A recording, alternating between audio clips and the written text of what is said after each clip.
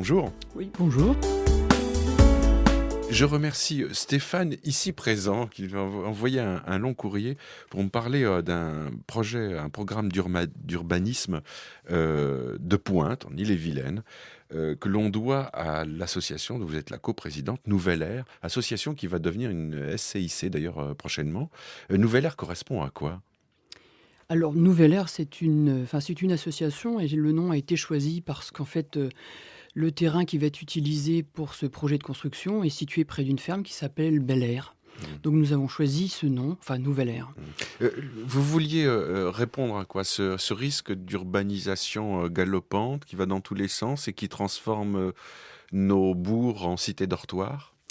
Un peu, enfin disons que ce projet est parti, de la demande de la commune de Montreuil-le-Gard, qui est située donc au nord de Rennes, qui s'est rapprochée de cette famille qui est propriétaire donc de Bel Air pour, en vue de reviser le PLU et cette famille. Le plan local d'urbanisme. Le plan local Mmh. d'urbanisme, tout à fait. Et donc, cette famille qui a une grosse expérience dans le développement durable, a souhaité, a accepté en tout cas la demande de la commune, mais avec des conditions. C'est-à-dire que sur ce terrain soient construits, des bâtiments qui respectent en tout cas l'individu, l'être humain et qui respectent aussi l'environnement.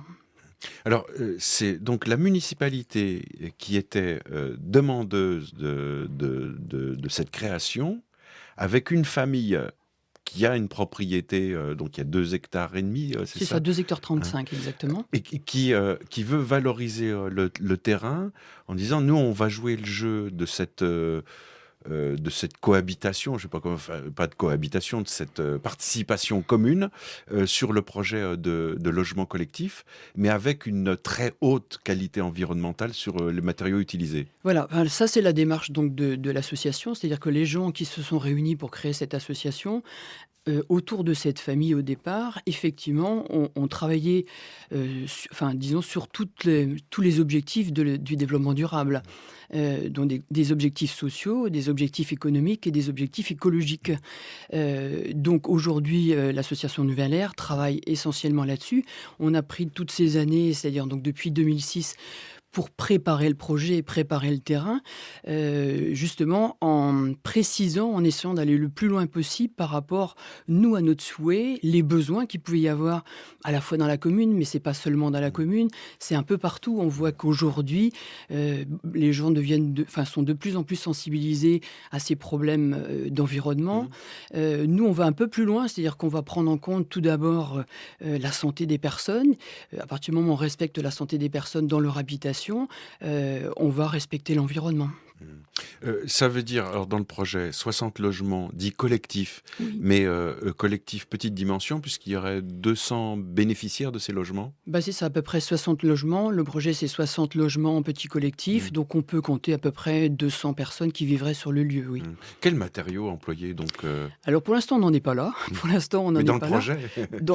Pour l'instant, on n'a pas défini comment les matériaux qu'on va Mmh. utiliser, mais justement par rapport à la démarche écologique, c'est bien sûr utiliser le plus possible des matériaux locaux qui vont être mis en œuvre par des artisans qui sont aussi des artisans de la région.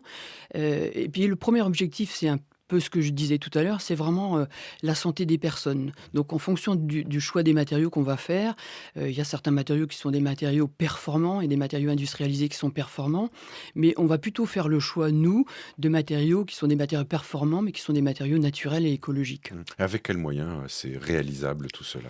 Alors justement, on n'en est pas non plus là. C'est Mmh. vrai que, bon, comme je vous disais, on est dans la préparation. Enfin, même si, dans quelques semaines, on va rencontrer les architectes, c'est eux aussi qui vont nous Mmh. aider. On a créé une équipe d'architectes, de 5 architectes, 5 cabinets d'architectes, justement pour pouvoir profiter de leur expérience et de leur savoir-faire et de leur sensibilité, parce qu'en fait, ils travaillent tous de manière différente. Ils ont, pour la plupart d'entre eux, aussi une expérience dans la construction donc, de bâtiments écologiques, que ce soit du pavillon individuel ou de petits collectifs. Donc, on attend aussi de cette collaboration des idées et puis en plus des expériences qu'ils ont déjà faites, quoi. Ce que j'aime bien bien dans le projet, c'est qu'il y a plusieurs fonctions. Il y a aussi une fonction sociale qui est très intéressante, parce que l'idée, c'est de favoriser la mixité sociale et aussi la relation intergénérationnelle. Alors, ça signifie quoi? Ces personnes représenteront quel type, on est toujours dans le projet, mais quel type de couche sociale? Ben, nous, on espère de tout parce qu'en fait, le projet, c'est effectivement, enfin, on va trouver donc, dans cet écolotissement du locatif social. Mmh. Aussi donc des gens qui vont pouvoir accéder à la propriété, mais donc pour des ménages à faible revenu, et puis de l'accession libre. Et notre idée est de pas faire de différence, c'est-à-dire que l'ensemble du lotissement sera construit de la même manière, en tout cas avec des matériaux de qualité, et de faire en sorte de pouvoir mélanger les gens, enfin disons les familles, que ce soit des petites familles ou des personnes âgées, enfin faire en sorte justement de faire cette mixité, quoi. Autre volet dans le projet, Marie-Laure, c'est la partie professionnelle, l'insertion professionnelle par l'écohabitat. Donc ça, pour nous, c'est quelque chose d'important.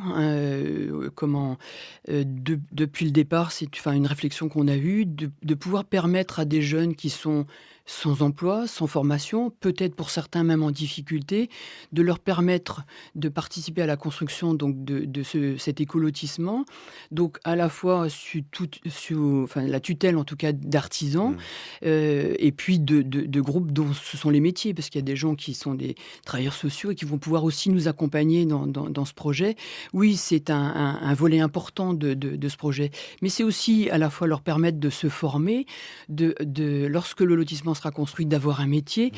mais non seulement ça, c'est aussi leur permettre d'avoir un logement sur place, d'accéder peut-être à la propriété pour certains s'ils le souhaitent, et c'est de pouvoir vivre dans un endroit qu'ils auront construit.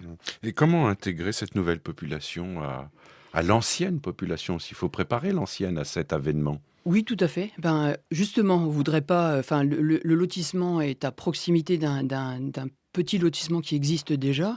Donc là aussi, nous, on souhaite, enfin, même si c'est déjà un peu le cas, on souhaite se rapprocher donc de la mairie parce qu'il y a des choses qu'on va pouvoir faire seul, mais en même temps, il y a des réflexions qu'il faut qu'on mène avec la municipalité. C'est-à-dire qu'il ne s'agit pas de faire un nombre de logements sociaux trop important par rapport à la municipalité, qui elle aussi a déjà des projets. Donc c'est important pour nous de se rapprocher de la municipalité pour réfléchir ensemble à ce projet. Et pour répondre un peu plus à votre question, pour nous, c'est aussi important de créer des liens entre ce lotissement qui va se construire et puis les gens qui y habitent déjà. Donc, dans le lotissement, ce qu'on a prévu aussi, c'est de faire des jardins partagés, qui seront accessibles aux gens donc, du lotissement, mais qui seront aussi accessibles aux gens qui habitent déjà dans la commune.